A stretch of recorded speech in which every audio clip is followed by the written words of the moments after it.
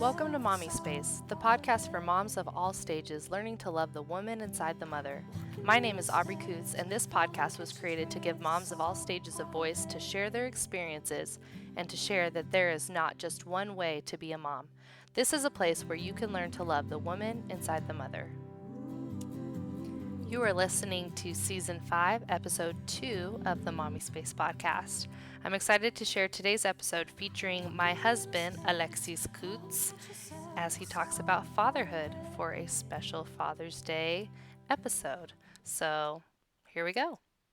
Hey, what's up, babe? Thanks for doing this. Yeah, for sure. I appreciate it. I'm glad that you asked me to be part of this. Yeah. So I have a few questions for you for this special Father's Day special. First off, because nobody knows who you are, tell us your name, where you're located, a little bit about your family, and what your daily life looks like. Yeah, so my name is Alexis Cutz. I live in Riverside, California. I was born and raised in Rialto, California, so Inland Empire is home. This is where I'm from.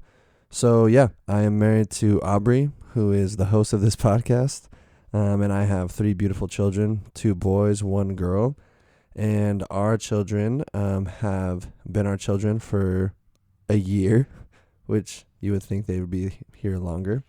They are 4, 3, and 2, and Zay and Bubby. And what is the story of your journey into fatherhood? Share about that. Yeah, so my wife and I have been married for almost 5 years. It'll be 5 years in August. Yeah. And so we were married in 2014, and we talked about having children maybe 2 years into marriage, or I guess trying to have biological children. But at some point I talked to my wife about adopting. I knew that I always wanted to adopt, and so as I talked about it, she was like, yeah, totally, I would love to adopt as well.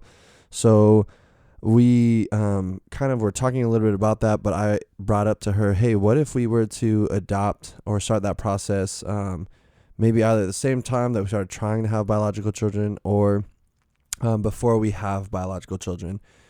At first my wife said no, and I wanted to respect that, and so we kind of dialogued about what that would look like or why. And so finally, through conversation, she was like, hey, I think that'd be a good idea. Let's see what that could maybe look like. And we started the process of foster care because of people that we knew who were in that process and who started that. Because before that, we just thought the only way to adopt, honestly, was either straight adoption through the state or international adoption. And we found out how expensive that was. But then we actually found out that there was foster care. There's foster to adopt. So we looked into that. That was about 2016. Yes. Yeah. The end of 2016, around August or so. We had been seeing if we could get biologically pregnant at that time. And, still didn't get pregnant. And I just found out about a local agency for foster care. Submitted a request type thing, got an email back, and we started our journey there in 2016. So 2016, put in all this, these feelers out for an agency. We got approved, and we had to go through basically baby proofing your house, but more than you ever need to. But I mean, that's the rules. And so as we did that, it was then April of 2017 where we got our first phone call. And so my first step into fatherhood was actually with 2 little girls. It wasn't one child. I was hoping that we would just get a baby, a little fresh newborn, but we didn't. We got an almost 2-year-old and a 6-month-old. Yeah. It was crazy. 2 little girls. So they were my first babies. They were my intro into fatherhood. First step into that. It was crazy. We didn't know what we were doing. Yeah, it was a wild journey. And so, yeah, that kind of ended at the beginning of 2018, February. Yeah. They were placed with a family member, and then it was end of April of 2018 that we got our 3. Don't ask us how, why. I mean, she might ask, but that was crazy in itself too. So we got 3 babies after having 2.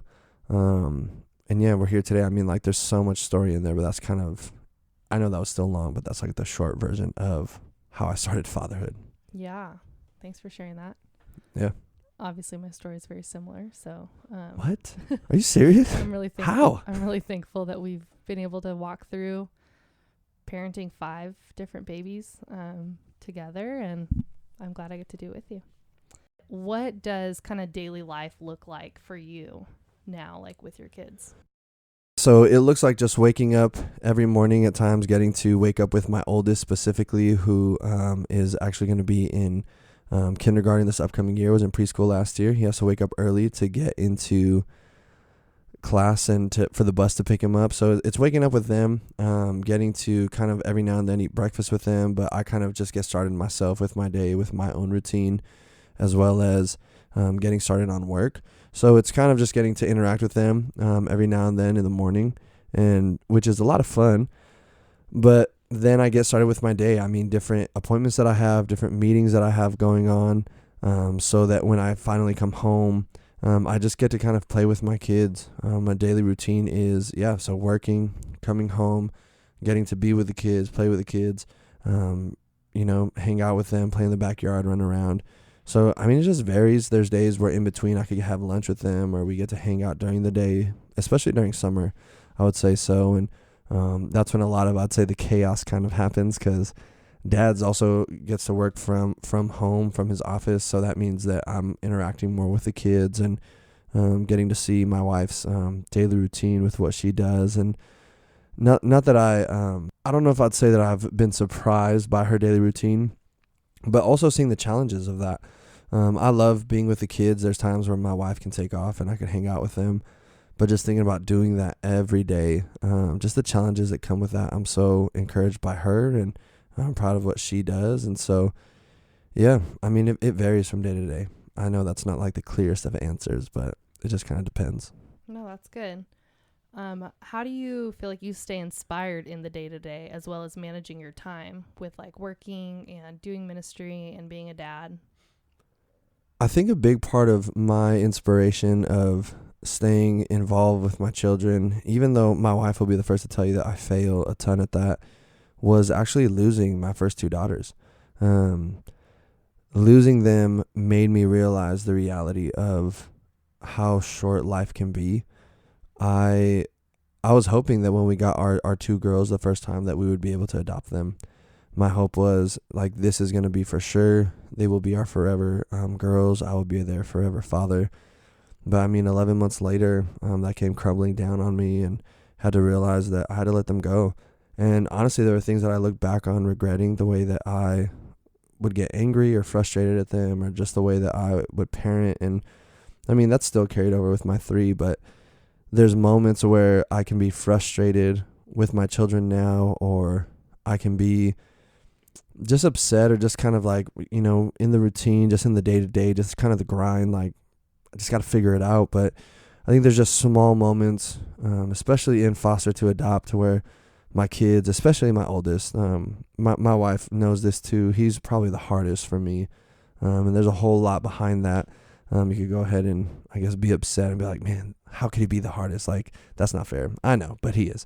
So with that, like, there's moments that we just get to have together, where either he comes up to me and he just gives me a hug, or he'll, I mean, this happened the other day. I didn't tell my wife about this, but we were at a party, and we were at this park, and it was weird. He kept coming up to me after he was done running, and he just kind of like give me this side hug. And he just put his head on my back while I was talking to people, and I kind of just put my arm around him, and then he'd go off and play, where usually I feel like he'd do that with Mom. So I think moments like that, like, just remind me, like, this is what matters in parenting, being in tune with my children, trying to strive to, specifically with our children, is like striving to build connections of relationship, of emotional attachment, just because we have so much work essentially to catch up on, because we didn't have them since they were little babies. So I think things like that, and ultimately other dads, like dudes in my life that encourage me and remind me of what matters, reminding me of, for my life, honestly, just beliefs that I have, like how Jesus or the truths of that story, the gospel, transform how I parent, how I am to love my children and care for them. And I think for myself, just recognize my brokenness, my anger, my frustration at times, and hope that as they encourage me and correct me, that I actually make those small corrections in my life, because I think the biggest impact I will make is the impact in my children's lives, whether negative or positive. And a lot of that I hope is positive more than negative. So yeah. Yeah. No, that's great. Thanks for sharing. Have you ever, just kind of along with what you were saying, have you ever experienced dad guilt at any point? And if so, how have you dealt with that, or how do you overcome that? Yeah, all the time. I mean, probably a daily basis, I'm having to apologize to one of my kids for something that I did, whether it was being too strict. I mean, it's interesting. I think, at least for myself as a father, I look back and I see a lot of, I've had a conversation even with my dad and my mom. I see myself I see them in myself so many times when I parent, positive and negative. Things that I just thought like, hey, this is how my parents parented me, and it worked. And I mean, I was a good kid. I listened, I obeyed. So let me do that with my kids. And it's interesting, like seeing that even now from my own dad. There's times where I'll do things and he kind of gives me this look, and in my head I'm all like, dude, like, you did this to me. Like, why are you throwing shade like that? And so I remember talking to him once, and he was like, and even him and my mom said, if there are things that we could do different, they just pointed out all these things. And I was like, dang, like, those are things that you did to me that I thought, well, this is how you parent. This is what you should do. And so as I see that in myself, and I see how I can, easily hurt my kids, like just with my words or my anger or my frustration or just the cold shoulder at times. I think for myself, like how I overcome that or fight through that is, again, like just reminding myself of what truth is. There has to be something greater than me that reminds me of how to parent well. And that has to be, like, for myself, the gospel. That has to be the story of what Jesus did. Like, I know that I'm not good. Like, again, those who know my children, like my oldest son has speech delays, but if he could tell you, he'd be like, yeah, he's not that great. But if they did, like, it reminds me that I too need to see of where I've come from, the work that is being done in me, and how I should, like, desire to share that with my children, to care for them well. And again, I think other dudes in my life who I am honest with, like, especially specifically this one foster dad that is a really close friend of mine, but I'm able to be super raw with him, just like things that the good, the bad, and the super ugly of things. And he can hurt with me, which is really cool. But at the same time, when all the dust kind of settles, he's like, all right, so what are you going to do now to care for and love your children well? Yeah. Which is really cool for me, because I need to be reminded, like, even though in ways like my feelings or my reality is reality, like, I still need to like pave the way to love my children well. So that's kind of how I deal with it at times. And I mean, even you help me too, babe. Because you'll correct me, which is good, because I need that, because sometimes in my frustration, like, I'm blinded to those things. Yeah. No, I think that's super important, like having people around us to encourage us and to have something greater that you're, like, living for. Yeah, absolutely. So kind of going along with that, this doesn't have to, like, necessarily go along with that, but what are some passions in your life? Like things you're passionate about, what brings you joy, and does being a dad help fuel those things rather than taking away from them? So one thing that I do love, I mean, if you saw me, you'd be like, I don't know. I love working out and trying to stay in shape. But it's fun, because sometimes the kids know that, like, oh, I'm going to the gym. I'm specifically trying to get back into cardio more, because I was just lifting. But it's fun. Like, my kids, we play around. My oldest, he says that he's Black Panther.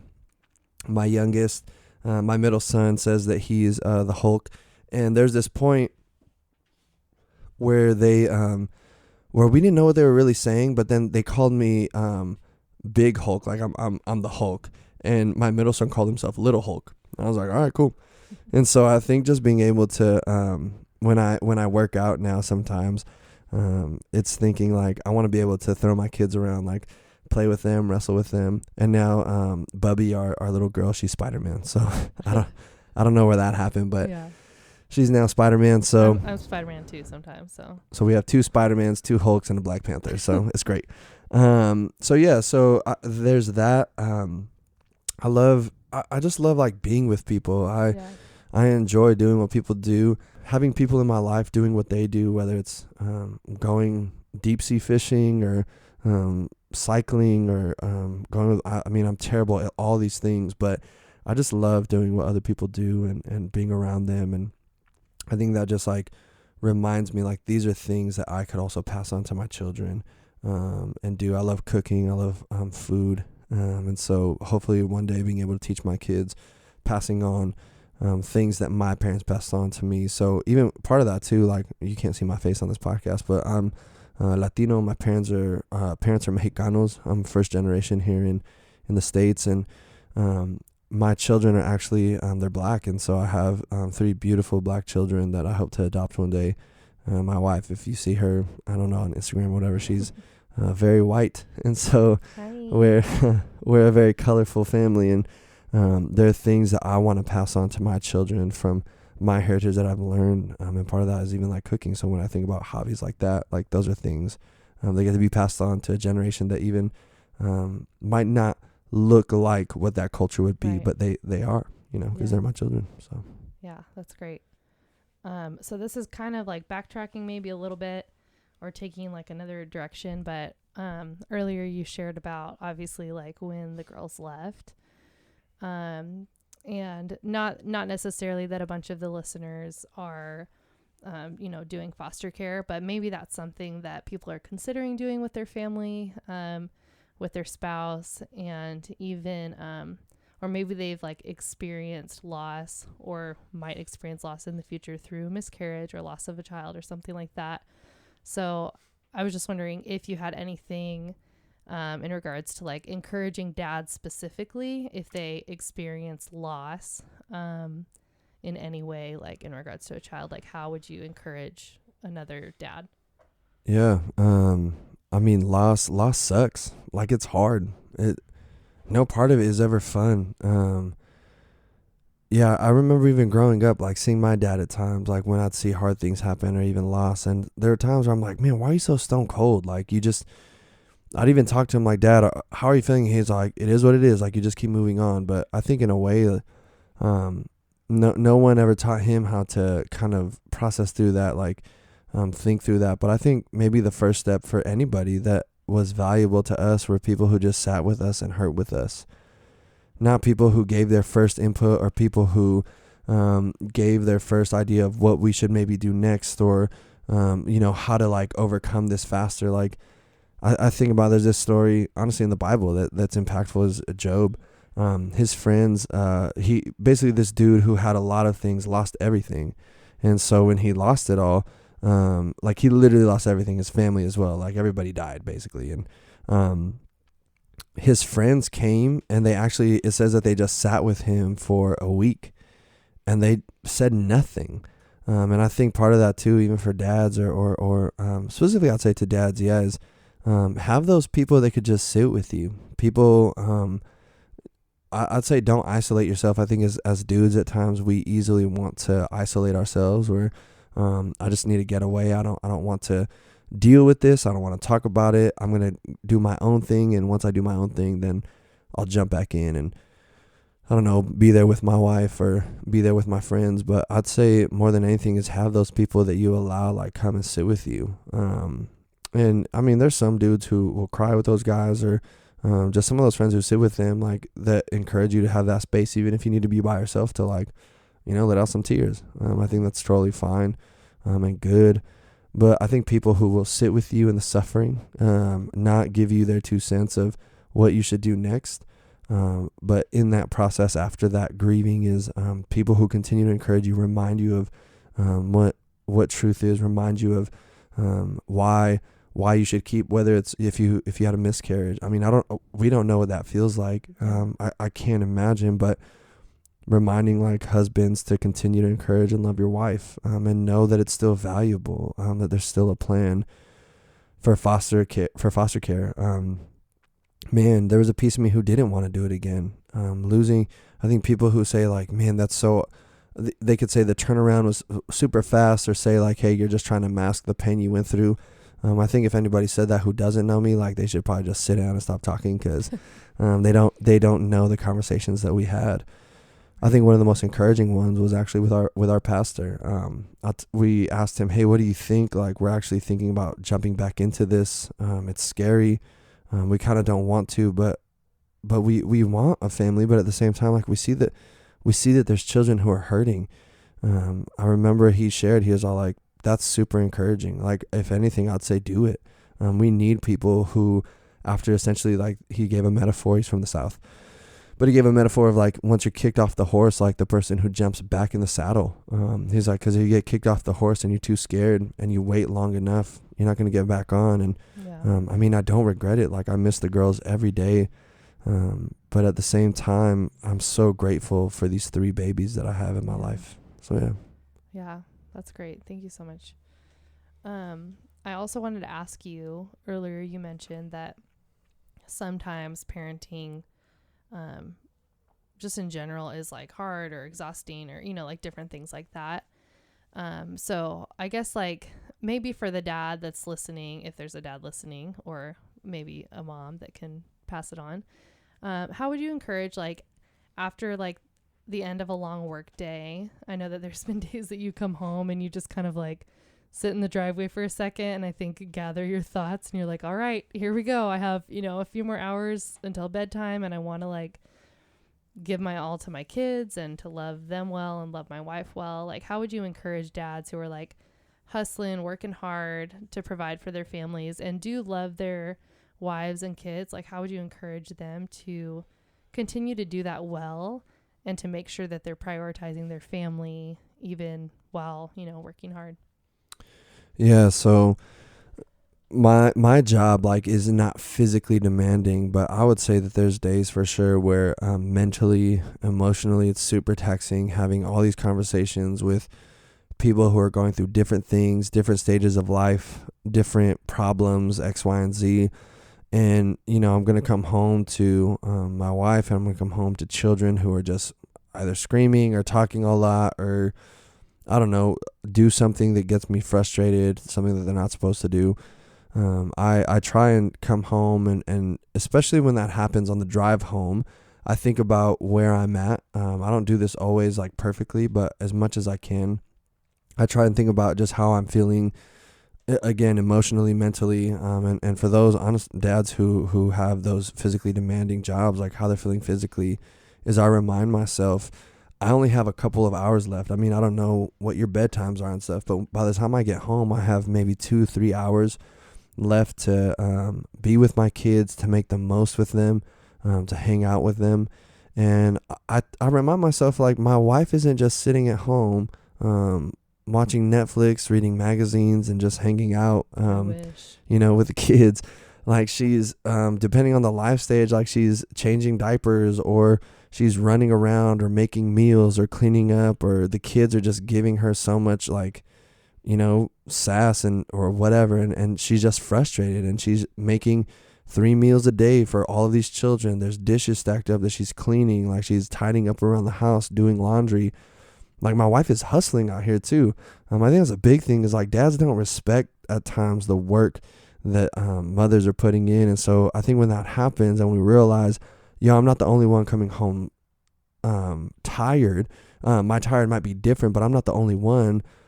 Hopefully it gives me more respect. Like, why don't I take over for a little bit? Why don't I let my wife just kind of take a breath, whether it's while she's cutting the potatoes, or making the chilaquiles, or, whatever she's making, whatever your dishes are. But as she's making the food, is hey, like, let's go outside, kids, because I only have 3 hours left with you. Yeah. And this matters.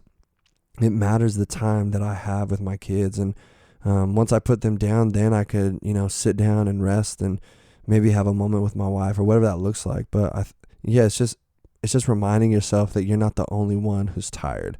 And another buddy of mine who reminded me, I said, man, how do you do it? He's actually a police officer, and he works long hours, and sometimes he just comes home and starts playing with his kids and hangs out with them. I'm like, how do you do that, man?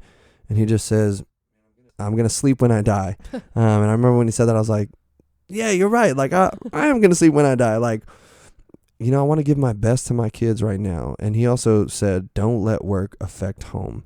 And I think that's something that was super important, because there's times where I could have, right, like, again, not physically demanding. I'm not a police officer, but I could have conversations that just like could maybe like affect me while I'm at home with the kids. But realizing like I can't let work affect the way that I treat my wife and my children. I can talk about it with my wife, but my children should not be the thing that receives my frustration of what happened at work. So those are a few words of wisdom that I gained from other people and ways that I try and like see it when I come home. Yeah. Thanks. I really appreciate that and can speak to that. He's not just saying that for this podcast. He means those things. Did I pass? Yeah. Good answers. Yeah, he means those things, and he does come home from work after a long day, and he plays with the kids, and yeah, he's amazing. He's an amazing dad, and I'm really thankful that he gets to be our kid's dad. Thanks, babe. I appreciate that. So I have one more serious question for you, and then a couple fun questions. Sounds good. As we wrap up. All right. So this question, what is the legacy that you want to leave for your children? Yeah, I remember this guy who invested in me a ton. He said if anything, he said if I could have something written on my tombstone, it would be that it says that he was a faithful man. And I thought about that, because I was like, man, what type of legacy? Like, I want my kids to, like, obviously, honestly, for myself, like, I want my kids to love Jesus deeply, see the value and the life that is given in him. But right with that is like, so I want them to like be successful in, I don't know, whether it's ministry or whatever career they desire to do, or man, to make change, X, Y, and Z. But at the end of the day, I realized, like, man, do I want to be known for that? That when I die one day, people will say in his life, whether as a father, as a husband, as a worker, as a friend, whatever it might be, that people would say he was a faithful man. And I want my children to say that, so that they see, even though they're going to make mistakes, even though they're going to fail, even though they're going to frustrate me in these next years as they get older, that they saw, hopefully, not a perfect man, because, again, I said all these things, but so many times I fail and I suck a ton. But hopefully, at the end of the day, I could know that I was a faithful man. Yeah. And my children would say, I want to be that. I, too, want to be faithful in everything that I do. Faithful, hopefully, one day as my children, as fathers or a mother, as a husband or a wife. I want them to be faithful to their friends, faithful to ultimately like Jesus. And if that's true, that will dictate everything that they do. And yeah, I think the legacy that I want left is that my children were faithful people. That's really good. Yeah, thank you for sharing that. Yeah. Okay, so a couple fun questions as we wrap up. And typically this is a question that in the past Bree has asked moms on the podcast, but I like it, and I'm curious what your response is. Favorite product for your kids, or for yourself, I guess, but it's more fun to think about, like, what's your favorite like kid product, I guess, that we have, or like as in like a device for our kids, or like whatever you want it to be, something that like in parenting it's been like, man, like this is a really cool kid thing, and I'm so glad that we have it for our kids. Okay, that makes sense. Or for yourself, for, I don't know, in being a dad, to something to do with them, or maybe it's, I don't know, our coffee grinder, because without coffee you wouldn't be able to function, whatever you want it to be. Yeah, that makes sense. Okay, I would say my favorite product for myself is my smoker. And the reason why is because I get to then make a ton of food. So this is a meat smoker. Yeah, so it's a meat smoker. Oh, right. Yeah. It's I'd say oh man, you know what? It's funny that as I said meat smoker, I was thinking actually our fire pit. Okay. Sorry. Okay. A meat smoker because food. But anyways, I already talked about food.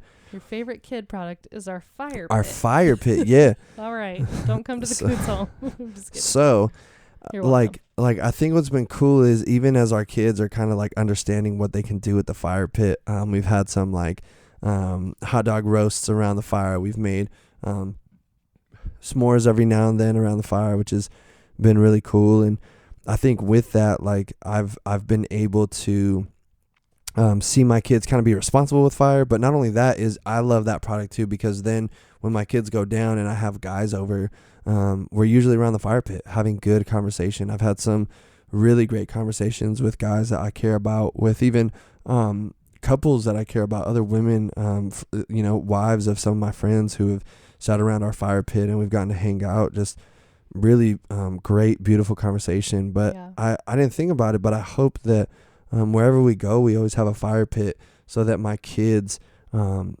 can sit around the fire pit even with me one day to have maybe some of the most memorable conversations. And they could also learn how to be responsible pyrotechnics. That's great. Well, that's not something that I can link to the show notes, but maybe I'll link how to build a fire pit so that dads, you can get out there this summer, build a fire pit in your backyard and make memories. No, that's great. Thanks for sharing. What would you say so far? I know we've only had like a few years with kids, but what's your favorite holiday tradition with our family? Yeah, I would say probably right now it is Christmas. My wife and I, we have made this tradition where every Christmas we make Christmas donuts. And my wife insists that we all have matching pajamas. I would say it's not my favorite thing, but I want to honor her in that. And we watch, she always wanted to watch, what's the movie? White Christmas. White Christmas. Yeah. It's still, I mean, so many people love it. It's not my favorite. It's not my favorite, but I'm just hoping that as the kids continue to get older and we read the Christmas story is, making those donuts that they would love. My wife loves donuts. And so, hopefully that gets passed on to our kids, is loving donuts. But part of it too is, hopefully those memories of, realizing like why we are celebrating Christmas as a family. And part of that too is just the fun of getting to watch, maybe like this year we watched the Charlie Brown Christmas movie. Oh yeah. So like watching maybe like a Christmas movie and creating some of those traditions at that point. So I'd say that's been, so far, I mean, we've only been parents for 2 years. So far some of the traditions we've been building, and we'll see as the years come, like what that'll kind of look like and maybe morph and change. Yeah. Yeah. No, those are great traditions. What, last question, what is a piece of advice that you'd give to other young dads? Yeah, this advice comes from actually somebody else that I'm trying my best to continue to live out, because I know that I don't, is as you will never hurt your kids by being too kind or gracious. Because for myself, I was talking to a buddy, man, I want order in my house. I want my kids to listen and obey. And honestly, if you come hang out with us, you would see that they do. But some of that was built, I think, out of frustration and anger, and not in a positive, nurturing, caring way. And I realized how wrong I am in that, and how much I still struggle with that. But I remember my friend who has a son who's a lot older, and he says, man, if I could go back, I would be more gracious and more loving to my children, because I know that wouldn't hurt them the way that my frustration and anger and desire for control has. And so I think just looking back, like I've had some of the sweetest memories, like with my kids, when I know that I've been gentle, or I've shown grace to them, or I've shown forgiveness. And I just get a quick fix when my kids listen out of, in ways, fear, or they listen because they're like, yeah, I just don't want to deal with that right now. I get my way. And at the end of the day, I'm doing that because I want my way, instead of caring for my children or loving them. So I'd say to dads is, as much as possible, is be forgiving, be gracious, and just let things go.